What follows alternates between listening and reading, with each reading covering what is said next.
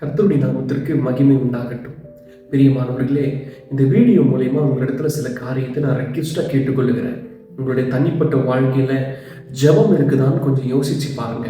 இந்த உலகத்துல எவ்வளவோ காரியங்கள் நம்மை சுற்றிலும் நடந்து கொண்டிருக்கிறது.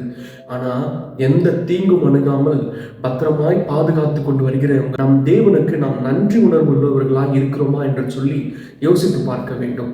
பிரியமானவர்களே, காலையில் எழுந்திருக்கிறோம், நேராக ஃபோனை எடுக்கிறோம், இன்ஸ்டாகிராம் பார்க்குறோம், ஃபேஸ்புக் பார்க்குறோம், யூடியூப் பார்க்குறோம். எல்லாத்தையும் பார்த்துட்டு அப்புறம் ஆஸ் யூஷுவல் நம்மளுடைய தனிப்பட்ட வேலையை நம்ம செய்ய ஆரம்பிச்சிடுறோம். நம்ம யோசிக்கிறோமா, இந்த நாளை நம்ம ஜெபித்தோமா அப்படின்னு சொல்லிட்டு 5 நிமிஷம் ஜெபம் பண்ணுங்க. காலையில் எழுந்த உடனே தூங்க போகிறதுக்கு முன்னாடி ஜெபம் பண்ணுங்க. அல்லது வேலையில் ஃப்ரீ டைமில் ஒரு 5 மினிட்ஸ் நீங்கள் ஜெபம் பண்ணுங்க. உங்கள் கூட இருக்கிறவங்களுக்காகவும், உங்கள் பெற்றோர்களுக்காகவும், உங்களுக்கு கொடுத்த வேலைக்காகவும் நீங்கள் ஜெபிங்க.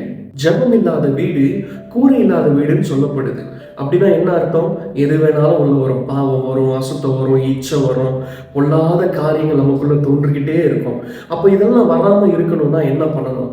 ஜெபிக்கணும், வேதத்தை தியானிக்கணும், கர்த்தரை ஆராதிக்கணும், துதிக்கணும், மகிமைப்படுத்தணும். இப்படி எல்லாம் செய்யற மனுஷனுடைய வாழ்க்கையில பாருங்க, அவன் ஒரு தைரியமா, ஒரு உற்சாகமா, என்ன பிரச்சனை வந்தாலும் அதை ஃபேஸ் பண்ணிக்கலான்ற ஒரு மன உறுதியோடு இருப்பான். அந்த உறுதியை யார் கொடுக்கிறது? தேவன் கொடுப்பார். உங்களுடைய வாழ்க்கையில இன்னைக்கும் குழப்பங்களோ, வேதனைகளோ, பிரச்சனைகளோ இருக்கிறதா? வேதத்தை தியானிங்க, ஜெபிங்க, கர்த்தரை ஆராதிங்க, உங்க வாழ்க்கை மாறும். கொலோசியர் 4ஆம் அதிகாரம் 2ஆம் வசனத்துல இடைவிடாமல் ஜெபம் பண்ணுங்கள், ஸ்தோத்திரத்துடன் ஜெபத்தில் விழித்திருங்கள் என்று சொல்லி எல்லா சூழ்நிலையிலும் நீங்கள் ஜெபித்து பாருங்க, உங்க வாழ்க்கை அற்புதமா மாறும். ஆமென்.